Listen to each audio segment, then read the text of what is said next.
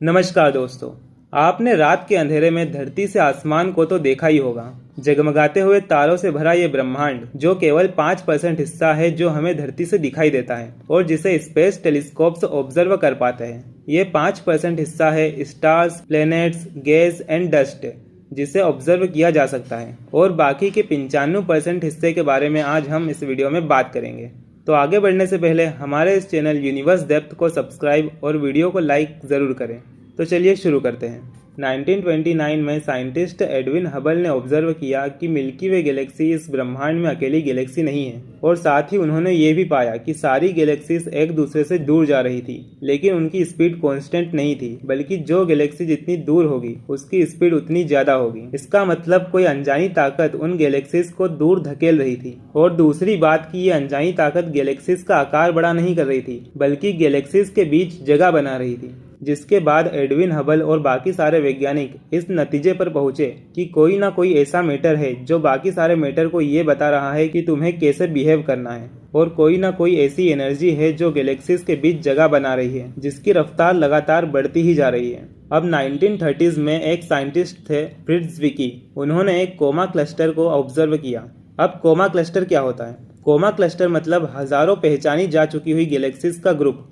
Fritz Vicky ने coma cluster को study किया और उन्हें जो पता चला, उन्होंने पाया कि कोमा क्लस्टर के अंदर जो गैलेक्सीज है वो बहुत ही तेज मूव कर रही थी, जिसकी वजह से उन्हें कब का एक दूसरे से दूर निकल जाना चाहिए था, लेकिन ऐसा नहीं हुआ। मतलब ग्रेविटेशनल पोटेंशियल एनर्जी और काइनेटिक एनर्जी के बीच किसी तरीके से कोई बैलेंस जरूर है। अब फ्रिट्ज विकी ने सोचा कि ग्रेविटेशनल पोटेंशियल एनर्जी और काइनेटिक एनर्जी दोनों ही मास पर डिपेंड करती है, इसलिए फिर उन्होंने निकाला मास। अब फ्रिट्ज विकी ने दो मेथड से कोमा क्लस्टर का मास कैलकुलेट किया, पहले वेरियल थ्योरम की मदद से और फिर लुमिनोसिटी मास इंडेक्स की मदद से।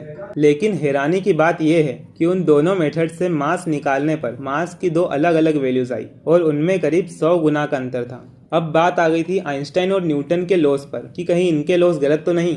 लेकिन फिर उन्होंने सोचा कि अगर न्यूटन और आइंस्टाइन और उनके लॉस सही है तो इसका मतलब इन गैलेक्सीज में ही कोई प्रॉब्लम है। मतलब उनमें कोई ऐसा मैटर है जो दिखता नहीं पर उन गैलेक्सीज को पकड़ कर रखा हुआ था, मतलब डार्क मैटर। बाद में 1970s में वीरा रूबिन ने और हैरान कर देने वाली डिस्कवरी कर दी।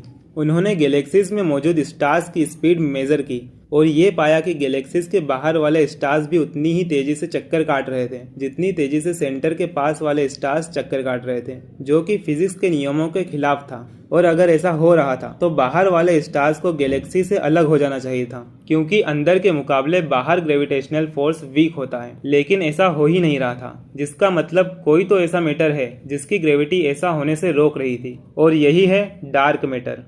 ये डार्क मैटर लाइट के साथ इंटरेक्ट नहीं करता। सीधी भाषा में कहे तो ये ना ही लाइट को इमिट करता है और ना ही लाइट को रिफ्लेक्ट करता है, इसलिए ये दिखाई नहीं देता।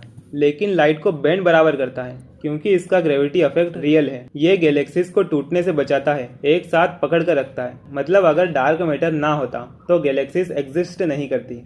अब वैज्ञानिकों ने ग्रेविटेशनल लेंसिंग से पता लगाया। अब ये ग्रेविटेशनल लेंसिंग क्या है? तो इसे देखो। जब कोई ऑब्जेक्ट अपने मास के बल पर स्पेस फैब्रिक को कर्व करता है तो लाइट को भी वही कर्व पाथ फॉलो करना पड़ता है, और वो लाइट बेंड हो जाती है। और मास जितना ज्यादा होगा लाइट भी उतना ही ज्यादा बेंड होगी। इसी को बोलते हैं ग्रेविटेशनल लेंसिंग, जिसे अल्बर्ट आइंस्टाइन ने पहले ही अपनी जनरल थ्योरी ऑफ रिलेटिविटी के द्वारा प्रिडिक्ट कर लिया था, और ये प्रूव भी हो चुका है। इसका मतलब लाइट के बेंड होने से कि वो कितना बेंड हुई है, ये जानकर मैटर के मास का पता लगाया जा सकता है। और ऐसे ही वैज्ञानिकों ने पता लगाया कि गैलेक्सीज का अधिकतम हिस्सा डार्क मैटर ही है। मतलब डार्क मैटर गैलेक्सीज को होल्ड करता है, एक पुलिंग फोर्स, और डार्क एनर्जी गैलेक्सीज के बीच जगह बनाती है, मतलब यूनिवर्स को एक्सपांड करती है, एक पुश फोर्स। और अगर इनकी मात्रा देखें तो ये रहा चार्ट, जिसमें 5% साधारण मैटर है, 27% डार्क मैटर है और 68% डार्क एनर्जी है। ये डेटा थोड़ा बहुत अनएक्यूरेट हो सकता है। तो यही थी हमारी डार्क मैटर और डार्क एनर्जी के ऊपर एक वीडियो। अगर आपको हमारी ये वीडियो पसंद आई हो तो एक लाइक और सब्सक्राइब जरूर करें। धन्यवाद।